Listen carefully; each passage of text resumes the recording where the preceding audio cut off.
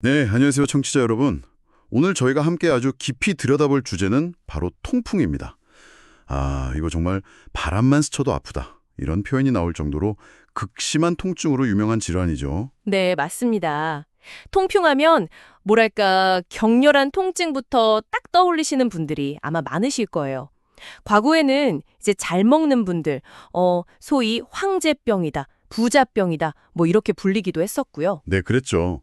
근데 요즘은 꼭 그렇지만도 않죠. 식생활이 많이 서구화되고 또 평균 수명도 늘어나고 하면서 이제는 누구에게나 특히 연세가 좀 있으신 분들께는 더 흔하게 발생하는 그런 질환이 되었습니다. 네, 그래서 오늘 저희는 그 매너스 AI에서 작성한 통풍, 가우트에 대한 종합보고서, 이 자료를 좀 바탕으로 해서요. 이 통풍이라는 질환을 한번 제대로 파헤쳐 보려고 합니다. 좋습니다. 이 자료를 통해서 통풍이 도대체 뭔지, 그리고 왜 나이가 들수록 이게 더 잘 생기는 건지, 또 어떻게 진단하고 효과적으로 관리할 수 있는지, 이런 핵심 정보들을 좀 명확하게 짚어드리려고 해요. 네, 아주 중요한 내용들이네요. 그럼 통풍의 그 기본적인 개념부터 한번 시작해 볼까요? 도대체 이 극심한 통증, 이게 어디서 오는 걸까요? 네, 그 보고서를 보면요.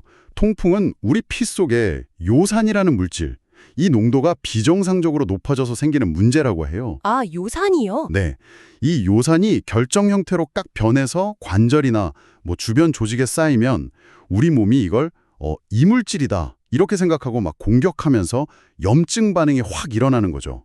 이게 바로 통풍이라는 겁니다. 그 고통이 뭐 상상을 초월한다고 하고요. 아, 네. 아주 정확한 설명이십니다. 여기서 그 핵심 물질인 요산, 이게 사실은 우리 몸에서 정상적인 대사 과정 중에 생기는 최종 산물 중 하나거든요. 원래 생기는 거군요. 네. 세포가 죽거나 아니면 우리가 먹는 음식 속에 들어있는 퓨린이라는 성분, 이게 분해되면서 만들어져요. 보통은 이제 신장, 콩팥을 통해서 소변으로 잘 배출되면서 몸 안에 농도가 일정하게 유지가 되는 거죠. 아하. 그러니까 문제는 그 요산이 너무 많이 만들어지거나 혹은 만들어졌는데 몸 밖으로 제대로 나가지를 못할 때, 이럴 때 생기는 거군요. 바로 그렇습니다. 이런 상태, 그러니까 혈액 속의 요산 농도가 비정상적으로 높은 상태를 고요산 혈증이라고 불러요. 고요산 혈증. 네, 이 고요산 혈증 상태가 계속되면 요산이 마치 그 미세한 바늘 같은 모양의 결정체로 변해가지고 관절의 연골이나 힘줄 아니면 그 주변 조직에 막 쌓이게 됩니다. 바늘 모양이요? 와. 네, 뾰족한 바늘 모양이요. 그럼 우리 몸의 면역세포들이 이 뾰족한 결정을 외부 침입자로 딱 간주하고 염증 반응을 막 일으키는데 이것 때문에 갑자기 해당 부위가 확 붉어지고 뭐 만질 수도 없을 정도로 엄청나게 아픈 급성 통풍 발작을 빵 하고 터지는 원리입니다. 이야. 정말 듣기만 해도 아찔한데요. 그런데 이 통풍이요. 왜 특히 노년층에서 더 흔하게 나타나는 걸까요? 보고서를 봐도 젊은 남성들한테서 시작되는 경우가 많긴 한데 확실히 나이가 들수록 이 유병률이 증가하는 경향이 아주 뚜렷하거든요. 네네. 청취자 여러분 중에서도 나는 젊었을 땐 정말 괜찮았는데 하시는 분들 계실 수 있단 말이죠. 왜 그럴까요? 여러 가지 요인이 있는데요. 여기서 가장 중요한 정말 핵심 원인 중 하나는 바로 신장 기능의 변화입니다. 신장이요. 네. 나이가 들면서 자연스럽게 신장 기능이 조금씩 떨어지는 경향이 있거든요. 그러다 보니까 이 요산을 소변으로 내보내는 능력이 예전 같지 않게 되는 거죠. 그 서울 아산병원 자료에서도 통풍 원인을 딱 집어서 요산이 몸 밖으로 빠져나가지 못하고 과도하게 축적되어 발생한다. 이렇게 명확히 지적하고 있어요.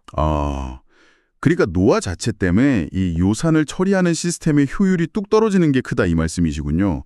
혹시 뭐 다른 요인들도 좀 중요하게 작용하는 게 있을까요? 아, 물론이죠. 노년기에 접어들면 사실 다른 만성 질환을 함께 가지고 계신 경우가 많잖아요. 그렇죠. 예를 들어서 뭐 고혈압, 당뇨병, 만성 신부전, 아니면 뭐 비만이나 고지혈증 같은 대사증후군 같은 것들이요. 이런 질환들이 직접적으로든 간접적으로든 몸 안의 요산 수치를 높이거나 아니면 신장에서 요산 배출하는 능력을 더 떨어뜨릴 수가 있습니다. 질병뿐만 아니라 혹시 먹는 약 같은 것도 영향을 줄 수 있다고요? 네, 그것도 상당히 중요한 포인트입니다. 특히 이제 고혈압이나 심장질환 같은 것 때문에 특정 약물을 오랫동안 복용하시는 경우가 많은데요. 예를 들면 일부 이뇨제라던가 저용량 아스피린 같은 약들이 신장에서 요산이 빠져나가는 걸 좀 억제하는 그런 부작용을 가질 수가 있어요. 아, 그래서 약물 복용력 자체가 통풍 발생의 또 다른 어떤 위험 요인이 될 수 있는 거죠. 성별에 따른 차이도 좀 흥미롭던데요. 남성한테 훨씬 흔하지만 여성분들도 폐경 이후에는 발병률이 좀 증가한다고요? 아, 네, 맞습니다. 그 남성 호르몬이 요산 수치를 약간 높이는 경향이 있어서 젊을 때는 남성 환자가 압도적으로 많아요. 근데 반대로 여성 호르몬인 에스트로겐은 요산 배출을 좀 도와주는 효과가 있거든요. 그래서 폐경 전 여성분들한테는 통풍이 상대적으로 좀 드물죠. 하지만 폐경 후에 에스트로겐 분비가 확 줄어들면 이런 보호 효과가 사라지면서 요산 수치가 올라가고 여성분들에서도 통풍 발병률이 눈에 띄게 증가하게 되는 겁니다. 그렇군요. 와, 정말 노화에 따른 신체 변화부터 시작해서 동반 질환, 약물 복용, 호르몬 변화까지 정말 다양한 요인들이 복합적으로 작용하는 거네요. 그럼 통풍의 가장 고통스러운 순간, 급성 통풍 발작은 구체적으로 어떤 모습으로 나타나는지 좀 더 자세히 설명해 주실 수 있을까요? 보고서 내용을 보니까 정말 드라마틱하던데요. 네, 그 급성 발작은 통풍의 정말 가장 특징적인 증상이죠. 몇 가지 아주 뚜렷한 특징들이 있습니다. 우선 엄청난 통증이 아주 갑작스럽게 시작된다는 점이에요. 주로 밤이나 새벽 시간, 자다가 깰 정도로 통증이 시작되는 경우가 많고요. 몇 시간 안에 통증 강도가 최고조에 달합니다. 환자분들 표현을 들어보면 칼로 쬐는 것 같다, 뼈가 부서지는 것 같다, 심지어 불에 타는 것 같다고 할 정도로 격렬해요. 그리고 특정 부위에 잘 생긴다고요? 특히 그 엄지발가락이 유명하던데요? 맞습니다. 첫 통풍 발작의 한 90% 정도는 단일 관절, 그러니까 한 군데 관절에서 시작되는데 그중에서도 엄지발가락 관절이 가장 흔한 부위입니다. 그래서 족통풍이라는 그런 용어도 따로 있을 정도죠. 물론 엄지발가락 말고도 발등이나 발목, 무릎, 손목, 팔꿈치 이런 다른 관절에도 얼마든지 생길 수 있습니다. 통증뿐만 아니라 겉으로 보이는 변화도 꽤 심각하다고요? 네, 심한 염증 반응이 같이 와요.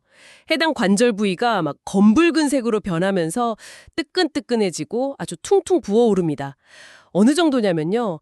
양말이나 신발 신는 건 생각도 못하고 심지어 이불처럼 가벼운 게 살짝 스치기만 해도 비명을 지를 정도로 아프다고들 하세요. 어휴, 듣기만 해도 너무 고통스러운데. 근데 이게 또 저절로 좋아지기도 한다고요? 그게 좀 신기한데요? 네, 그게 참 아이러니하죠. 급성 발작은 사실 치료를 안 해도 보통 며칠에서 길면 한 1, 2주 정도 지나면 서서히 가라앉으면서 저절로 좋아지는 경우가 많아요. 그리고 다음 발작이 오기 전까지는 또 아무 증상이 없는 가늘기라는 시기를 거치게 되고요. 저절로 낫는다고 그냥 놔두면 이거 큰일 나겠는데요? 아, 절대 안 됩니다. 그게 바로 통풍 관리 함정이 될 수 있어요. 치료 없이 그냥 방치하면요. 발작이 점점 더 자주 생기고 한 번 올 때 여러 관절을 동시에 침범하게 되고 통증 강도도 더 심해지고 지속 기간도 훨씬 길어집니다. 결국에는 요산 결정이 계속 쌓여서 관절 연골이랑 뼈가 손상되고 관절 모양 자체가 변형되는 만성 결절성 통풍으로 진행될 수가 있어요.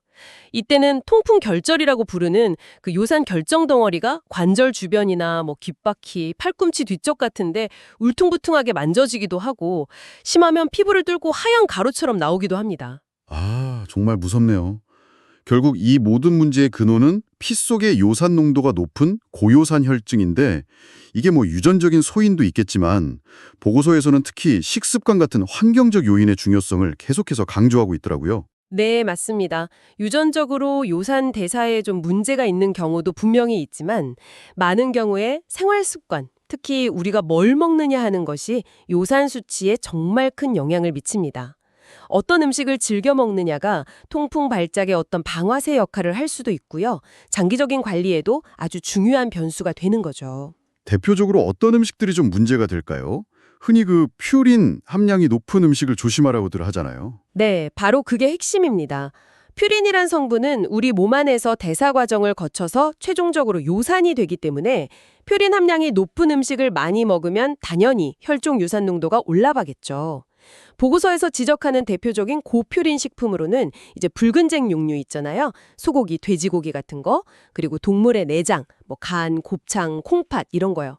또 등푸른 생선, 고등어, 꽁치, 정어리 이런 것들, 그리고 멸치나 새우, 조개류 등도 퓨린 함량이 꽤 높습니다. 술, 특히 맥주가 통풍에 아주 그냥 상극이다. 이런 이야기는 정말 많이 들었어요. 그건 정말 아무리 강조해도 지나치지 않습니다. 알코올, 그중에서도 특히 맥주는 통풍 환자에게는 최악의 조합이라고 할 수 있어요. 왜냐하면 맥주 자체에 퓨린이 상당히 많이 들어있을 뿐만 아니라 알코올 성분 자체가 신장에서 요산이 배출되는 걸 막고 간에서는 오히려 요산 합성을 더 촉진하는 아주 이중으로 안 좋은 영향을 주거든요. 이중고네요, 정말. 네, 다른 술 종류도 물론 좋지 않지만 맥주는 특히 더 해롭습니다. 그런데 술뿐만 아니라 단 음료수도 좀 조심해야 한다고요? 이건 저도 약간 의외였는데요. 네, 이 부분이 보고서에서도 좀 흥미롭게 지적하는 부분 중 하나예요. 바로 과당의 영향인데요. 여기서 말하는 과당은 과일 자체에 들어있는 것보다는 설강이나 액상과당 형태로 첨가된 거 있잖아요. 탄산음료나 주스, 여러 가지 가공식품에 들어있는 그런 과당이 문제입니다. 이 과당이 우리 몸에서 대사되는 과정 중에 요산 생성을 촉진하는 걸로 밝혀졌어요. 그렇군요. 네, 그래서 단음료 섭취를 줄이는 것도 중요하고요. 물론 비만 자체가 요산 생성을 늘리고 배출은 감소시키는 아주 강력한 위험 인자니까 체중 관리도 당연히 필수적이고요. 정말 먹는 거 하나하나 신경을 많이 써야 하는군요.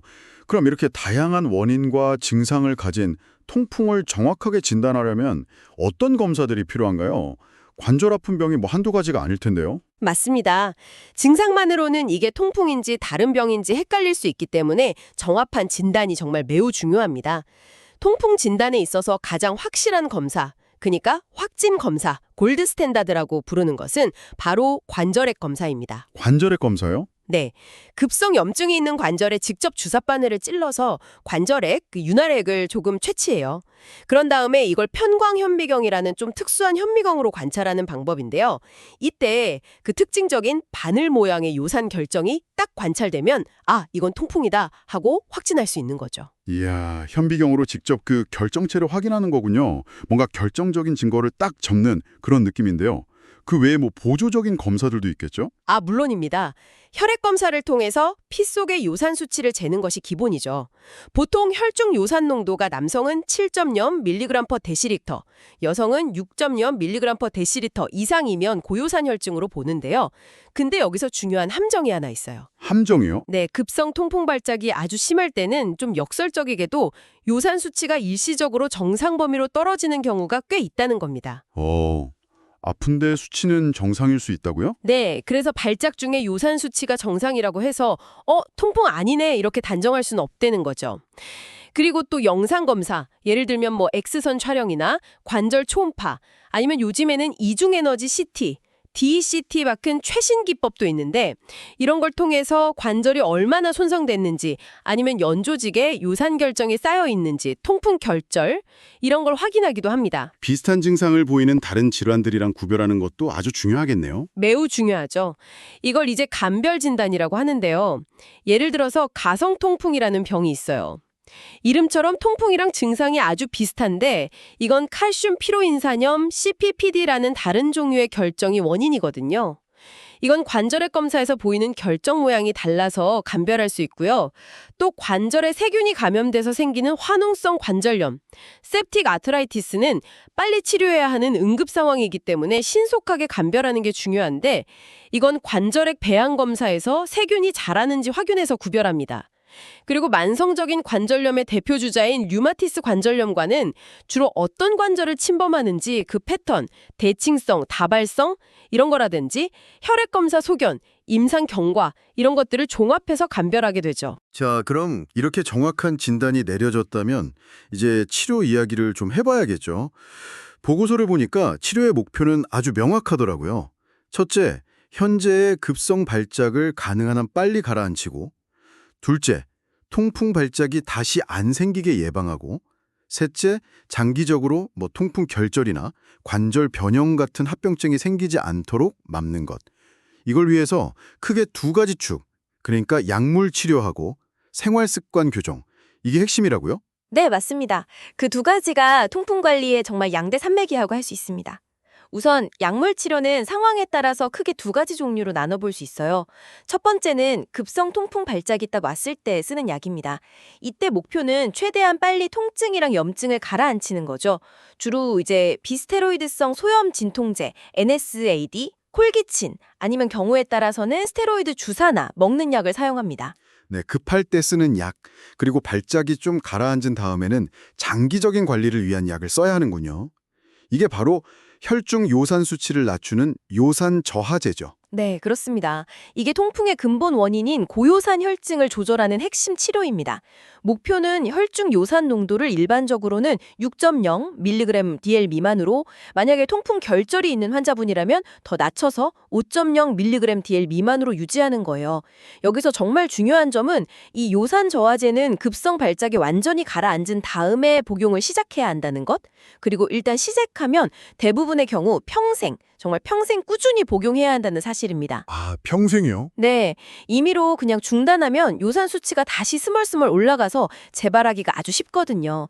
대표적인 약물로는 요산 생성을 억제하는 알로프리놀이나 페북소스타트 같은 약이 있고요.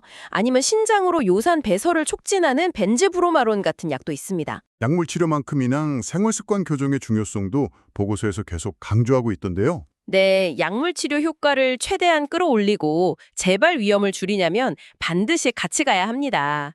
몇 가지 핵심적인 내용을 좀 살펴보면요. 우선 체중 관리가 중요해요. 비만하신 경우라면 점진적으로 체중을 감량하는 것이 좋고요. 충분한 수분 섭취도 필수적인데 하루에 2리터 이상 물을 마시면 소변을 통해 요산이 원활하게 배출되도록 도와줍니다. 그리고 아까도 강조했지만 금주, 특히 맥주는 정말 반드시 피해야 하고요. 또 관절에 너무 무리를 주지 않는 선에서 규칙적인 유산소 운동, 걷기나 수영, 자전거 타기 같은 거요. 이런 걸 하는 것도 전반적인 건강 관리랑 체중 조절에 도움이 됩니다. 마지막으로 그 식이요법 이야기를 좀 더 해보고 싶은데요. 예전에는 퓨린 제한을 정말 엄격하게 했다고 들었는데 보고서를 보니까 요즘은 그 기조가 조금 달라진 것 같더라고요. 이게 좀 흥미로운 지점이었습니다. 아, 네, 맞습니다. 과거에는 통풍 환자분들께 정말 엄격한 저퓨린 식단을 권장했었어요. 퓨린이 든 음식은 거의 먹지 말라는 식이었죠. 하지만 최근에는 효과가 좋은 요산 저하제들이 많이 개발되면서 식이요법만으로 요산 수치를 조절하려는 노력의 중요성은 예전보다는 좀 줄어든 게 사실입니다. 약물 치료가 훨씬 더 강력하게 요산 수치를 떨어뜨릴 수 있으니까요.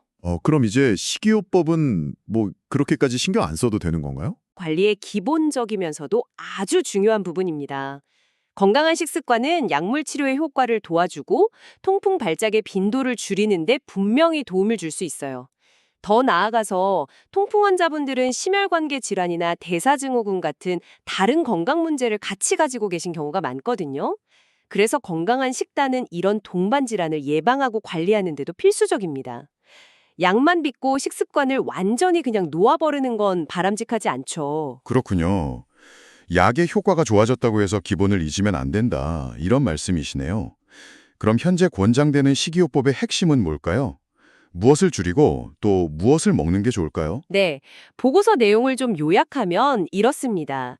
피하거나 섭취를 줄여야 할 음식으로는 아까 말씀드렸던 붉은 육류, 내장류, 등푸른 생선, 멸치, 새우, 조개류 이런 것들이 여전히 포함되고요. 여기에 당연히 맥주를 포함한 모든 종류의 술, 그리고 과당이 많이 첨가된 음료들, 탄산음료, 과일 주스 같은 거요. 그리고 퓨린이 농축된 진한 고기 육수나 곰탕 같은 것도 좀 주의하시는 게 좋습니다. 반면에 권장되거나 비교적 안전한 음식으로는 살코기 위주의 가금류, 닭고기 같은 거 적당량 드시는 건 괜찮고요. 두부나 콩 같은 식물성 단백질, 흰살 생선, 이것도 적당량, 충분한 양의 물, 저지방 우유나 요거트 같은 유제품, 그리고 블랙커피, 대부분의 채소들이 있습니다. 특히 그 체리는 통풍 발작 예방에 도움이 될 수 있다는 연구 결과도 좀 있고요. 통곡물이나 견과류 섭취도 좋습니다. 네, 오늘 통풍에 대한 정말 전반적인 내용을 자료를 통해 아주 깊이 있게 살펴봤습니다. 정리하자면 통풍은 요산이라는 물질이 몸 안에 너무 많이 쌓여서 발생하는 대사성 질환이지만 다행히 효과적인 약물 치료와 꾸준한 생활 습관 관리를 통해서 충분히 조절하고 건강하게 살아갈 수 있는 질환이다. 이 점이네요. 정확합니다. 핵심은 통풍을 무슨 불치병처럼 생각할 게 아니라 관리 가능한 만성질환으로 제대로 인식하고 조기에 정확히 진단받아서 꾸준히 관리하는 것, 그게 가장 중요합니다. 오늘 저희가 함께 살펴본 이 정보들이 청취자 여러분의 건강관리에 정말 실질적인 도움이 되기를 바랍니다. 혹시라도 오늘 이야기 나눈 증상들이 좀 의심된다 하시면 혼자 고민하지 마시고 반드시 류마티스 내과 전문의를 찾아가셔서 상담 받아보시기를 권해드립니다. 네. 마지막으로 청취자 여러분께 한번 생각해 볼 만한 질문을 하나 던지면서 마무리할까 하는데요. 오늘 살펴본 보고서 내용처럼 통풍은 단순히 관절 문제만은 아니에요. 이게 고혈압, 당뇨병, 심장질환, 신장질환 같은 다른 여러 대사질환과 아주 밀접하게 연관되어 있거든요. 네, 그렇죠. 그렇다면 통풍을 관리한다는 것은 어쩌면 단순히 통증을 조절하는 걸 넘어서 우리 몸 전체의 어떤 대사 건강 시스템을 점검하고 개선하는 중요한 계기가 될 수도 있지 않을까요? 오늘 저희가 논의한 여러 생활 습관 개선 방안 중에서 여러분 각자가 지금 당장 한번 실천해 볼 수 있는 작은 첫걸음은 무엇일지 한번 떠올려 보시는 것도 좋겠습니다. 아, 통풍 관리가 곧 전신 건강 관리의 출발점이 될 수 있다. 정말 중요한 메시지인 것 같습니다. 오늘 통풍에 대한 심층적인 이야기 정말 유익한 시간이었습니다. 전문가님 함께 해주셔서 감사합니다. 네, 감사합니다. 다음 시간에 더 유익한 정보로 찾아뵙겠습니다. 청취해주신 여러분 고맙습니다.